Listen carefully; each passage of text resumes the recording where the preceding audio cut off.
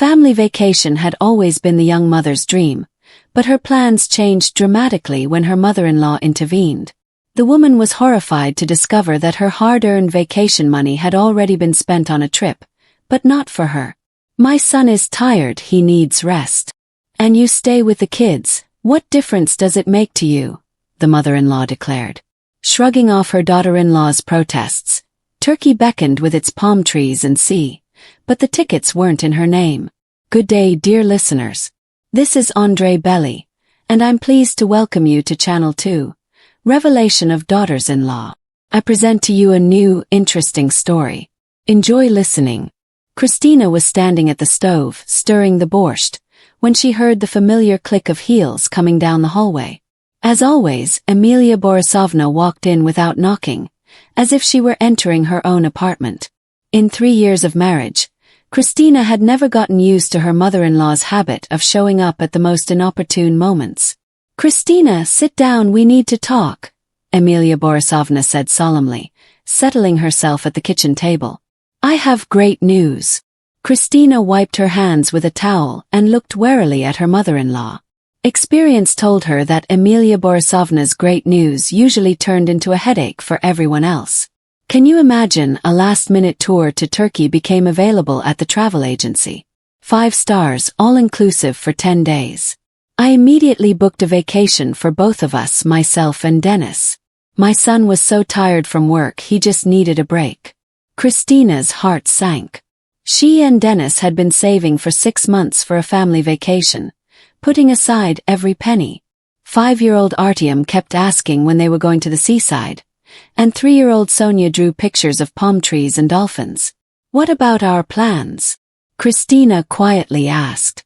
"Dennis and I agreed to go as a family." Emilia Borisovna waved her hand, as if swatting away a pesky fly. "Oh, what's wrong, dear? Dragging the kids on a plane is sheer stress, and your money's going to go on vacation anyway. What difference does it make where? At least Dennis will get a proper rest, without any tantrums or crying." "But that's our vacation pay," Christina protested. "We've been saving as a family.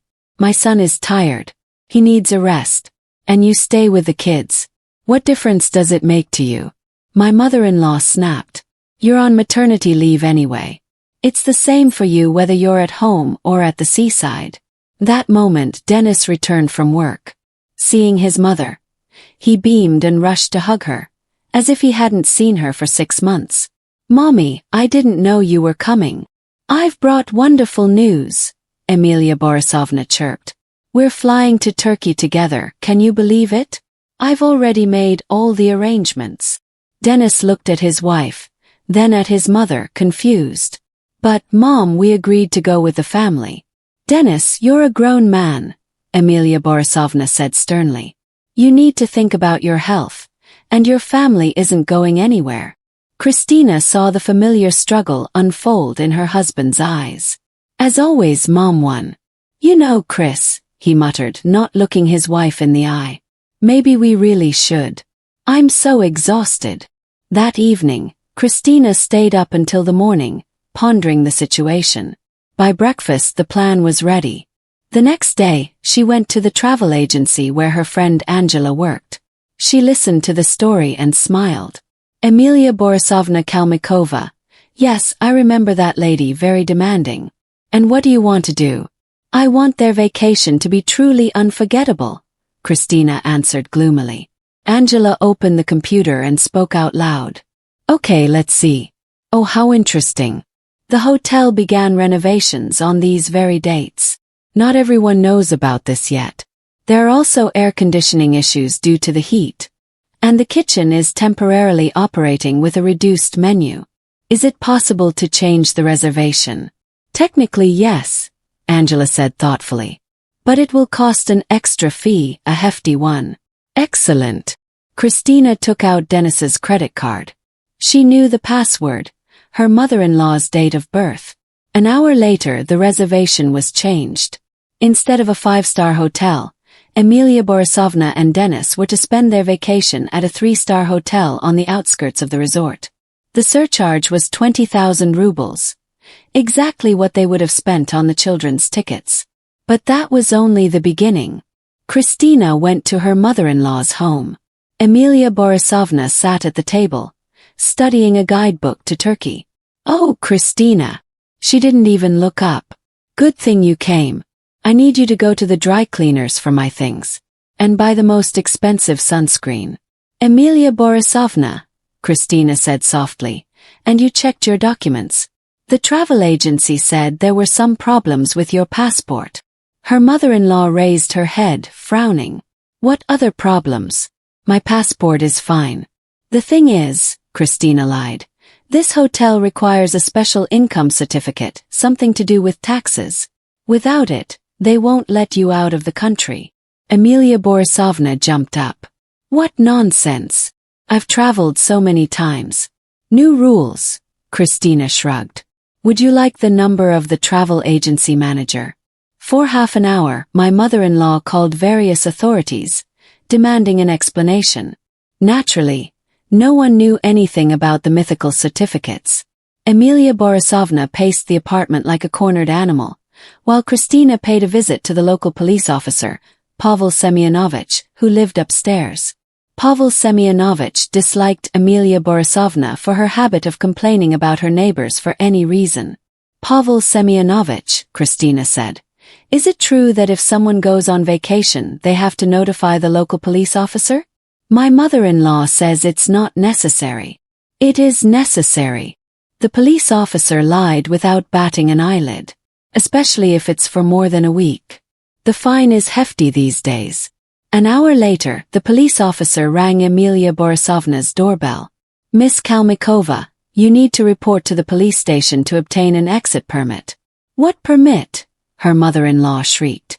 "New regulations," Pavel Semyonovich explained calmly. "Come tomorrow by 9 a.m. Without this document, you will be allowed to leave the country." The next morning, Emilia Borisovna spent 3 hours in line at the police station, demanding a non-existent certificate, naturally to no avail. But the most interesting thing began at the airport. Christina had made arrangements in advance with a friend who worked in airport security. She promised to give Emilia Borisovna an especially thorough search. It was the day of her departure. Dennis was nervous and constantly calling his wife. Chris, his mother, had been on edge since the morning. She said everyone was against her. "Oh, come on," Christina reassured. "It's just pre-vacation jitters, everything will be fine." At the airport, Emilia Borisovna was indeed searched especially thoroughly. They removed everything from her carry-on baggage and made her remove her shoes and belt. Her mother-in-law was ranting loudly throughout the waiting room, attracting the attention of other passengers. It was outrageous. He screamed, "I'll complain, I have connections." The security officers continued their procedure imperturbably. In the end, Emilia Borisovna and Dennis barely made it to the flight, reaching the steps last. But that wasn't all. A surprise awaited them in Turkey. The bus took them not to the sea, but to the dusty outskirts of the city. The 3-star hotel turned out to be even worse than Christina had expected. The rooms were tiny, the air conditioning didn't work, and the window overlooked a construction site. Emilia Borisovna made a scene at the reception, but the receptionist just shrugged. The paperwork was correct, so there were no complaints.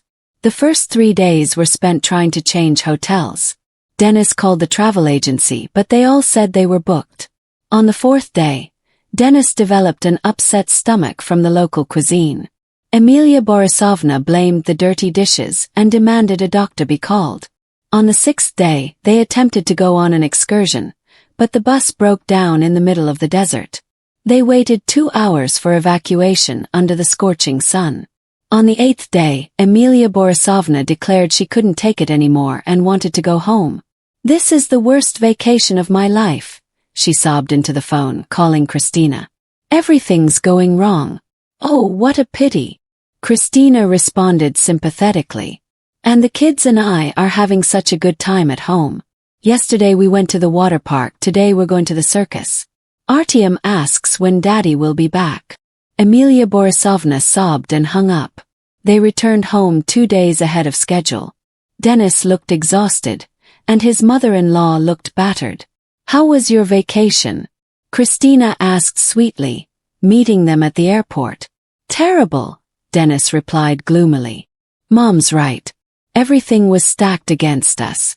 We were probably just unlucky," Christina shrugged. A week later, she announced to her husband that she'd found a last-minute vacation package for the whole family, using the money her mother-in-law had spent on the change fees. "But we don't have any money," Dennis said, confused. "Yes, we do," Christina smiled. "I worked part-time as a freelancer while you were on vacation. The family vacation was wonderful. The kids saw the sea for the first time, built sandcastles and splashed in the waves." Dennis finally relaxed and remembered how to laugh. "You know," he said to his wife on the beach, "this is the best vacation of my life. What about the vacation with Mom?" Christina asked innocently. Dennis winced. "Best not to remember. I still don't understand what went wrong." Christina remained silent, watching the children catch up with the waves. After their return, the family's relationship had changed. Emilia Borisovna began showing up less often, and when she did, she kept a low profile. Her self-confidence had vanished. "You know, Christina," she said one day, "maybe I was hasty about that vacation. It really is better for a family to vacation together." "Perhaps," Christina agreed. "Would you like some tea?" A year later, Emilia Borisovna offered to pay for a family trip to the dacha. She offered modestly, almost apologetically. "If of course you don't mind," she added. "I just want to make amends." Christina graciously agreed. At the dacha, her mother-in-law fussed over her grandchildren like a solicitous nanny, cooking dinners and even washing the dishes.